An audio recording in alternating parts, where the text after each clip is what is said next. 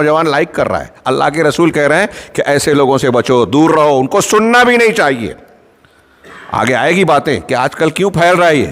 ہمارے سلف نے اتباع ہوا سے بچنے کے لیے قاعدے لکھے ہیں. ابھی ہمارے یہاں یوسف القرضاوی کی موت ہو گئی تو کچھ ہمارے اہل حدیث بھی, بعض لوگ وہ اچھی نیت سے چاہے کیا ہوں, لیکن یہ منہج کی ان کے ہاں کمزوری ہے کہ وہ کہتے ہیں کہ ان کے علمی میراث ہے, ترکے ہے, اس سے فائدہ اٹھانا چاہیے.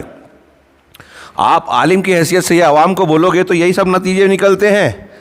علماء سلف سختی سے منع کرتے تھے کہ اہل بدعت کی کتابوں کو پڑھنا ہی نہیں چاہیے. صحابہ کرام نے حضرت عثمان کے زمانے میں لغت قریش پہ قرآن کو مقرر کر کے باقی قرآن کو جلا دیا کہ اس سے اختلاف پیدا ہو رہا ہے, اس اختلاف کو کی جڑ کو ختم کر دیا جائے.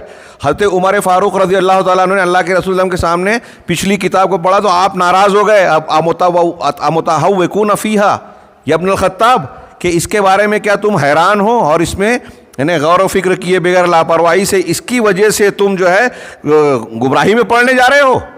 متہوکون کا معنی دیکھیے, بڑا شاندار مفہوم ہے. حضرت عمر فاروق اللہ کے رسول کے سامنے پہلی کتاب پڑھ رہے ہیں تو آپ ناراض ہو گئے اور کہا اس سے تم حیران ہو, اس میں گر رہے ہو. اور ہمارا آج کا معاملہ یہ ہے کہ بدعتیوں کی کتاب پڑھیں ہم. قاعدہ علماء نے لکھا ہے, باقاعدہ اس کا اصول لکھا ہے کہ اہل بدعت کی کتابوں کو عوام کو تو پڑھنا ہی نہیں چاہیے, اور جن کو پڑھنا ہے اس کے قاعدے بتائے ہیں, شرائط بیان کی ہے کہ اس کو شعور ہو, رد کرے, رد کرنے کے لیے پڑھے.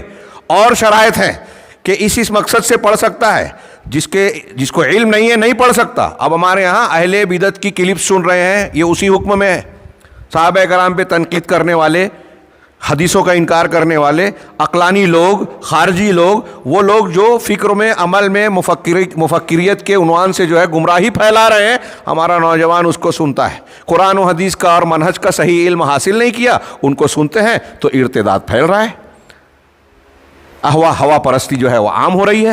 اللہ کے رسول کی اس تنبیہ کو, وصیت کو ہم نے عمل نہیں کیا کہ جن کا نام متشابہ کے پیچھے پڑنے والے جو لوگ ہیں, جو اس قسم کے فضول بکواس کرتے ہیں. صحابہ کرام میں مشاجرات ہوئے, اس کی بکواس کر کے دونوں میں سے ایک فریق کے تعلق سے ہمارے دل میں نفرت پیدا کرتے ہیں, اور دونوں کی تعریف کرنے والے پھر علماء اور نیک لوگوں کو, سلف کو بھی برا بھلا کہتے ہیں, علماء سے دور ہوتے ہیں. یہی ہوا پرستی کی ایک بہت بڑی بنیاد بن رہی ہے. تو صحابہ کے بارے میں قرآن حدیث بالکل صاف ہے, اس کو نہ مان کر آپ کسی جاہل آدمی کے پیچھے جا رہے ہیں تو آپ اس اللہ کے رسول کے اس حکم کی مخالفت کر رہے ہیں. اب یہ ایک حدیث نقل کی صاحب کتاب نے آگے کہہ رہے ہیں کہ وَلَقَدْ اللہ کے رسول صلی اللہ علیہ وسلم نے, شیخ کہہ رہے ہیں, اللہ کے نبی صلی اللہ علیہ وسلم نے, رسول اللہ صلی اللہ علیہ وسلم نے ہوا سے خبر دی کہ یہ جو ہوا کا اور خواہش نفس کا تذکرہ کیا ہے یہ مذمت کے سیاق و سباق میں پیش کیا ہے اور اس سے ڈرایا ہے.